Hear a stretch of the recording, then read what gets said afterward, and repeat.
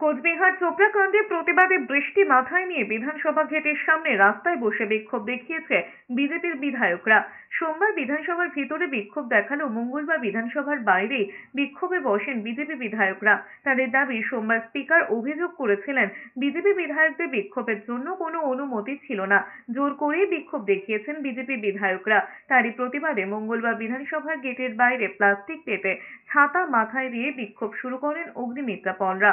প্রশ্ন তুলেছেন, তৃণমূলের বিধায়করা বিক্ষোভের অনুমতি পেলেও বিজেপিকে অনুমতি দেওয়া হয় না। তাদের আরও অভিযোগ, রাজ্যে একের পর এক ঘটনায় মহিলারা নির্যাতনের শিকার হচ্ছেন, এরপরেও মহিলা মুখ্যমন্ত্রী চুপ রয়েছেন। অদ্ভুত লাগে মাননীয় সম্মানীয় স্পিকার মহোদয়ের এই দ্বিচারিতা দেখে, যে টিএমসির বিধায়করা পারমিশন পাবেন ভেতরে আন্দোলন করার, বিক্ষোভ দেখানোর, কিন্তু বিজেপির বিধায়কদের সেই পারমিশন দেওয়া হবে না। আমি জানি না, আমরা তো বাংলার মায়েদের জন্য, বোনেদের জন্য আজকে আন্দোলনে বসেছি, সেখানে উনি ব্যবস্থা নেবেন কেন? এই বিধানসভা তো বিরোধীদের, আমাদের জন্য, অপোজিশনের জন্য। এদিকে বৃষ্টির মধ্যেও বিধানসভায় শপথের দাবিতে আম্বেদকরের মূর্তির নিচে মঙ্গলবারও ধর্নায় সায়ন্তিকা বন্দ্যোপাধ্যায়, রেয়াত হোসেনরা।